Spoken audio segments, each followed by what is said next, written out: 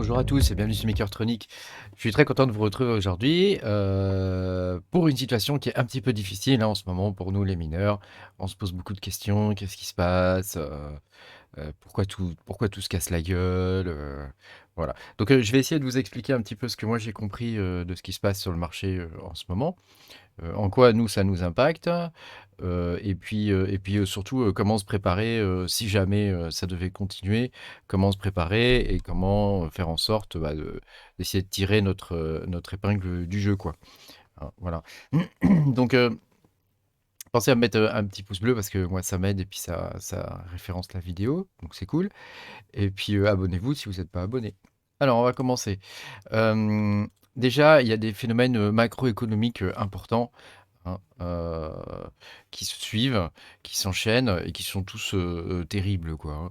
Donc, on a eu, 2 ans de coronavirus, hein, c'est toujours pas fini d'ailleurs cette affaire de coronavirus. Ça va revenir évidemment sur, le devant de la scène à un moment donné ou à un autre.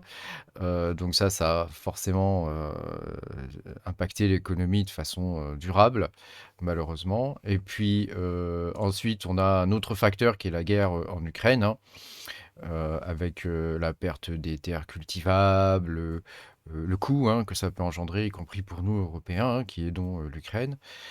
Voilà, tous ces éléments de géopolitique, qui sont, bah, pas très favorables, voilà, pour nous, hein. Et puis, on a une inflation record, hein, évidemment, hein, qui s'ensuit et qui, fait que, bah, quand il y a de l'inflation, bah, il nous faut beaucoup plus d'argent pour acheter quelque chose. Donc la valeur même de l'argent baisse, hein. Donc pour contrer ça, ce qu'ils font, c'est qu'il y a une mécanique qui est assez simple au final, hein, c'est la hausse des taux d'intérêt. C'est un des leviers principaux des banques centrales, hein. Et donc, bah, qui dit hausse des taux d'intérêt dit, effectivement que, bah, les prêts et puis, l'aspect, financier et rendement va être impacté, quoi. Et c'est là où nous, on est, très, très impactés, hein, au final, hein, puisque, dès qu'il y a une annonce d'augmentation de taux d'intérêt, bah, ça veut dire que, voilà, on va morfler, quoi. Même dans le monde des cryptomonnaies. Alors c'est dommage maintenant parce que les cryptomonnaies, elles sont corrélées, désormais au marché, classique. Donc c'est un peu tant pis pour nous, quoi. Mais avant, c'était pas vraiment le cas, hein. Mais voilà, donc ça tous ces facteurs-là, bon, il y a sûrement d'autres facteurs en plus qui jouent, hein. Il y a eu l'histoire du Luna, hein, qui a créé une perte de confiance, importante, dans le milieu de la crypto-monnaie, hein. Et je vous rappelle que l'histoire du Luna, elle est pas finie, hein. Elle est pas finie, il va y avoir des dommages collatéraux importants, en particulier, là, on peut le voir sur Celsius, par exemple, qui a bloqué tous ses retraits. Je veux dire, la finance centralisée, avait forcément mis des billes dans le protocole Encore. Or, voilà, ils se retrouvent sans rien, donc, je veux dire, faites attention à vos sous, hein. Ne les laissez pas sur des exchanges centralisés, hein. Hier, Binance a bloqué les retraits, hein. Il demandait de faire un KYC pour sortir, ses sous en virement SEPA. Voilà, faites attention parce que c'est tant que vous n'avez pas vos cryptos, sur un wallet à vous, elles sont pas à vous, quoi, hein. Donc, méfiez-vous, hein, là-dessus. Je pense qu'il y a pas mal de youtubeurs qui vous l'ont déjà dit tout ça et voilà, je pense que c'est une précaution nécessaire en ce moment. Il vaut mieux perdre 8% annuel de rendement plutôt que de perdre toutes ces cryptos, quoi, hein. Safety first, hein, comme on dit, hein. Voilà. Alors quand on regarde, le marché actuel, la grande question que tout le monde se pose et qui est sur, un peu toutes les bouches, hein, c'est: «Est-ce qu'on est en bear market?» Alors, le bear market, il faut savoir que c'est, un truc qui est sur la durée, hein. C'est pas parce qu'on a eu une grosse baisse à un moment donné qu'on est en bear market, hein. Il faut que ça s'étende sur la durée, hein. Vous voyez là, ça c'est une période de bear market ici, là. Toute cette période-là, là c'est une période de bear market, hein. Et avant évidemment on a une grosse baisse, hein. Alors à quoi s'attendre au niveau de l'ETH? C'est là où on va pleurer.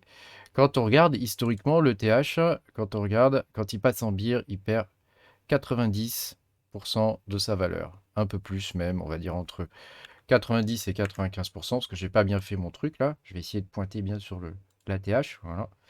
Toc, et on va descendre tout en bas et on voit qu'on arrive à 92, 92. Bon après, c'est pas hyper précis mon truc, mais bon, voilà, on sera entre 92 et 95. Donc si on regarde nous ce que ça va donner, hein, le TH il est ici, on va mesurer ça. Le TH il est ici. Et si on descend à 95%, 94, 95, allez, on va être gentil, on va descendre à 93, 92%, comme on a mesuré tout à l'heure, hein. Ça nous donne un ETH à 340 $. Donc préparez-vous les gars, parce que ça va faire mal. Je pense que ça va pas rester aux environs des 1 200 $ comme il est actuellement. Il va continuer de descendre. Alors, ça va se faire par palier, hein, ça se fait pas forcément tout d'un coup, hein. Comme là, vous pouvez le voir, hein, la baisse, elle se fait pas d'un coup. Si vous regardez en 2018, la baisse, elle se fait pas d'un coup. On a même eu un petit rebond, un joyeux rebond là, ici, hein, donc profitez-en. Si vous avez des positions en ETH, profitez-en pour revendre, hein. Enfin, j'ai pas de conseils à vous donner, vous faites ce que vous voulez, hein. Voilà, mais voilà, d'expérience, le TH, quand il quand il quand on passe en bear, bah, voilà, il prend cher. Donc si on passe en bear market, c'est-à-dire qu'on se tape une longue période de 1 ou 2 ans là, comme on a eu ici, voilà, et bah, attendez-vous à ce que le TH soit pas cher. Donc peut-être ça sera à un moment donné de recharger ses positions, à un moment donné, hein, mais pour l'instant, pour moi, c'est beaucoup trop tôt pour acheter déjà. Je pense, hein, bon, c'est que mon avis, hein. Moi, je suis pas professionnel, je suis pas un trader, hein. Mais quand je regarde, voilà, j'essaie d'appliquer une certaine logique à la chose, et quand je regarde ce qui s'est passé avant, voilà. Après, il y a quand même une différence maintenant, c'est que le niveau d'adoption est plus élevé au niveau des crypto-monnaies. Alors, est-ce que ça va pas être pire du coup parce que c'est plus élevé, ou est-ce que ça va pas limiter la casse quelque part, hein? Euh, voilà. Alors faites attention aussi à tous les gens qui vous disent buy the dip, buy the dip. Voilà, faites ce que vous voulez avec votre argent, mais moi je buy pas the dip tout de suite, quoi, hein, parce que je pense que le dip, on n'y est pas, quoi, hein, clairement, hein. Donc s'il y a un dip, peut-être qu'il sera aux environs de 300 et quelques dollars, hein, dans ces eaux-là, hein. Euh, Bah, ça nous amènerait au double de la valeur de l'ETH, voilà. Faites attention aussi à ceux qui vous disent, hein, ouais, le Bitcoin, il a 70 000 $, etc., hein. C'est pas vrai, hein. Il est monté une fois à un moment donné à 70 000 $, mais le reste du temps, il est toujours bien en dessous, hein.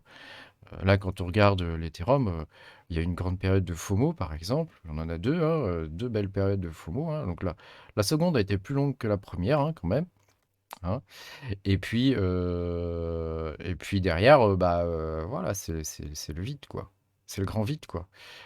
Alors pour nous mineurs, ce grand vide, ça peut être une opportunité, hein.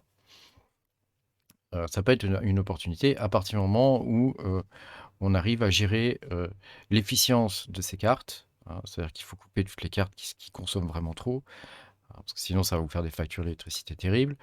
Et puis en trouvant des astuces avec des panneaux solaires, éoliennes et autres, quoi. Voilà. Donc voilà, je voulais vous montrer, moi j'ai fait une petite simulation de bear market, hein, voilà. Donc je vais vous montrer pour mes 3 rigs. J'ai un autre rig, hein, mais il est pas sous iOS, donc je le montre jamais. Mais je vais déjà vous montrer ceux-là parce qu'ils sont pas mal pour l'exemple, quoi. Donc j'ai mon rig numéro 1 qui est LH, c'est que des cartes LHR, hein, donc j'ai des 3060 Ti et puis une 3070 Ti dessus. J'ai un rig qui est full 3070 plus une 3090. Voilà, on va en reparler après. Et puis j'ai un rig qui est full AMD. Voilà. Donc je vous ai mis la puissance en méga H ici. Voilà, donc le rig LHR, il fait 405 MHS. Le rig de 3070, il fait presque 600 MHS. Ça dépend de la 3090, comment elle a envie de miner, hein. Le rig d'AMD, il fait 337 MHS. Alors, vous allez voir qu'on peut avoir des surprises avec tout ça. Le rig 1, donc celui qui est à base de la chair, il consomme à peu près 1200 watts. C'est-à-dire qu'il consomme autant que mon rig à base de 3070. Donc déjà là, on voit qu'il y a un souci, quoi, au niveau de ce rig. Et mon rig d'AMD, il consomme seulement 740 watts.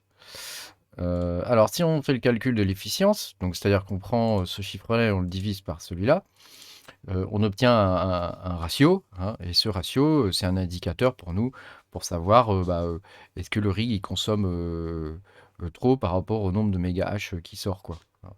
Est-ce que c'est intéressant, quoi? Et donc on peut voir que le rig LHR, même avec les nouvelles, comment dire, avec le nouveau LHR Unlock, hein, il consomme toujours plus que des cartes non LHR, quoi. Et mes 3070 non LHR, non seulement elles chauffent moins déjà, mais en plus elles sont hyper efficientes, les 3070, hein. Et puis j'ai le rig AMD qui a une excellente efficience aussi, hein, c'est que des séries 6000 et c'est vraiment des très bonnes cartes, elles chauffent pas, elles sont vraiment top, quoi. Voilà, j'ai marqué le coût en euros mensuel, hein. Donc pour calculer le coût, vous prenez la consommation, hein, vous la multipliez par votre coût d'électricité. Donc moi, c'est 0,17. Donc c'est le coût à l'heure. Vous multipliez par 24 et puis vous divisez par 1000, hein. Ça va vous donner le coût mensuel à peu près, quoi. Et voilà. Ça vous donne le coût mensuel à peu près. Et pour le coup, bah, ça me donne 143. Ce rig-là me coûte 143 € par mois. Celui-là me coûte 146 et celui-là me coûte 90. Voilà. Et en coût journalier, vous voyez, là j'ai 600 MHS et là j'ai 400 pour à peu près le même coût journalier, quoi. Donc pour moi, il n'y a pas photo, il y a un rig que je vais couper. L'idée, c'est de couper ce qui n'est pas efficient, de conserver tout ce qui est efficient pour continuer de faire, pour continuer de miner, quoi, clairement, hein. Et on va voir, est-ce que c'est plus rentable de miner ou est-ce que ça sera plus rentable d'acheter après si le TH descend dans les 200 ou 300. Euh, donc ça me donne pour moi une puissance totale de 1328 pour ces trois rigs-là, avec un coût mensuel total de 379. Par contre, si je coupe le rig LHR1, ici, donc là c'est 100, donc là ça va être, on va marquer plutôt rig 2 plus 3. Voilà, le rig 2 plus 3, ça me coûte par mois 236 € à faire tourner. Voilà. Donc 236 € à faire tourner. Pour arriver à diminuer un petit peu la facture, il y a la solution évidemment des panneaux solaires que vous pouvez brancher et qui vont vous diminuer d'un quart à peu près la facture. Ça devra, après, tout dépend du nombre de panneaux solaires que vous avez, hein. Là, il me faudrait moi 2000 watts au minima, à minima pour diviser de moitié à peu près le, le- le coût de ces règles-là, quoi. Donc je passerai de 236 à 100 € à peu près par mois de, de paiement, quoi. Voilà. Après, les panneaux solaires, ça sert aussi à la maison, ça sert à plein de trucs. Donc moi, je suis totalement up. En plus, avec le coût de l'électricité qui peut augmenter, ça peut devenir intéressant d'avoir des panneaux solaires et c'est un investissement pour l'avenir. Voilà, alors je me suis amusé à calculer le nombre de tâches qui sont générées en moyenne, hein, actuellement, donc avec la difficulté qui est très haute actuelle. Donc je gagne à peu près 0,0186 ETH, ce qui me donne par mois 0,5 ETH environ. environ. Donc pour le coup, sachant ça, avec ça, c'est avec la difficulté actuelle, hein. Si la difficulté baisse, ça me donne 1,1 ETH par mois. Toujours pour ce coup-là de 379. Et si la difficulté baisse encore, et je pense qu'elle va baisser beaucoup, hein, parce qu'historiquement, quand on regarde la difficulté pendant le bear market, elle avait énormément, énormément baissé. On peut générer, allez, avec un peu de pot, un ETH par jour, hein. Ça serait cool, hein. Voilà. Alors je me suis dit, tiens, mais si j'achetais plutôt que de faire ça, si j'achetais avec ces 370 balles, si j'achetais de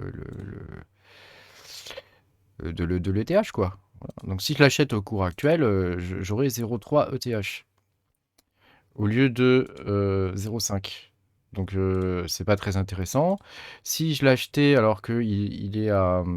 attendez, j'ai calculé quoi là? Ah ouais, avec mes 236.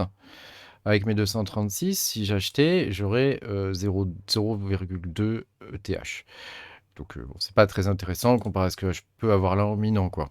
Voilà. Pour le même coût, actuellement, c'est beaucoup plus rentable de miner que d'acheter. Voilà. Si le TH passe à 500 $, en achat, j'aurai 0,7 ETH et donc je couple ça à peu près, une baisse de prix, je le coupe à peu près à la même chose au niveau de la difficulté. J'aurai 1,1 ETH à la place de 0,7 ETH. Donc ça reste quand même plus rentable de miner pour la même somme d'argent. Donc je vais pas couper tous mes rigs, évidemment, quand on va rentrer réellement en bear market, c'est-à-dire on n'y est pas encore, hein, là tout est allumé et tout tourne à fond.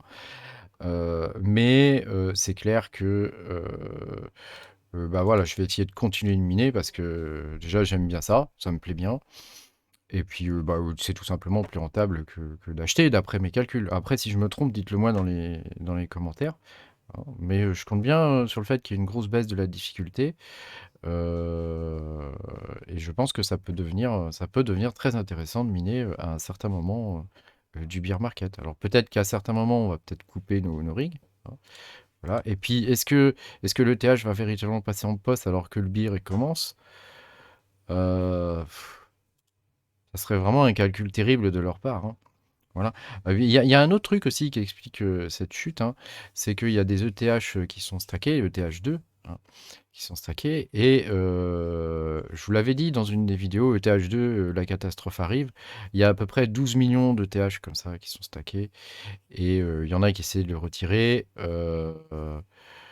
Il y avait une histoire d'un pourcent de 4. Enfin, il y a un milliardaire là qui s'est amusé à faire joujou et tout ça pour profiter de 4 et du coup, il a essayé de revendre des ETH, qui étaient stackés, voilà et donc ça a fait chuter le cours, ça a dépeg et voilà donc c'est un peu la crise, hein. C'est un peu la crise et toutes ces grandes plateformes qui promettent, des taux à 20 15 et cetera. Méfiez-vous parce que l'argent gratuit, ça n'existe pas. Il vient forcément d'ailleurs et donc pour moi, quand le taux il dépasse 8 c'est-à-dire à peu près le taux de l'inflation, bah, il y a anguille sous roche peut-être, hein, donc il faut faire attention, quoi. Faites attention où vous mettez vos sous, hein. Voilà, bah, j'espère que cette vidéo vous aura intéressé, et qu'elle vous amène un peu d'espoir en tant que mineur, hein. Moi c'est le cas, hein. Moi je suis franchement, bah, voilà, on sait bien les cryptos comment ça marche, hein. On sait bien que, voilà, à un moment donné, ça va se péter la gueule. C'est cyclique, c'est comme ça, faut attendre le prochain cycle et c'est à nous de jouer maintenant, et d'essayer d'accumuler des coins en attendant le prochain cycle. Je pense qu'il y a que comme ça qu'on peut arriver à gagner des sous, hein. Pendant toute la période de rentabilité des rigs, effectivement, c'est très intéressant. Il y a plein de gens qui se sont intéressés aux crypto-monnaies, à ce moment-là. En plus, la période a été quand même relativement longue, hein, ça a duré 2 ans, hein, mais voilà, il y a une fin et bah, avec un peu de chance, lors du prochain bull run, et soyez assurés qu'il y en aura un, heu, j'espère qu'on arrivera à tirer notre épingle du jeu. Mieux que sur ce bull run là, en tout cas pour nous. Ceux qui étaient là en 2017 déjà, ils ont pu, et qui ont le courage de miner tout du long, hein, alors que plus personne n'y croyait, que tout le monde était dégoûté. C'est un peu ce qui se passe en ce moment, hein. Il y avait des exchanges qui ont fermé à l'époque, hein, des choses comme ça, hein, donc voilà. Prenez vos dispositions quand même, hein, gardez pas vos coins, bon après moi je veux pas vous donner de conseils, hein, vous faites ce que vous voulez, hein, mais voilà, faites attention à vos investissements. Voilà, bah, j'espère que cette vidéo vous a plu, qu'elle vous a redonné un peu de baume au cœur. Pensez à vous abonner si vous n'êtes pas abonné. Mettez-moi un petit pouce bleu parce que moi ça m'aide. Merci beaucoup.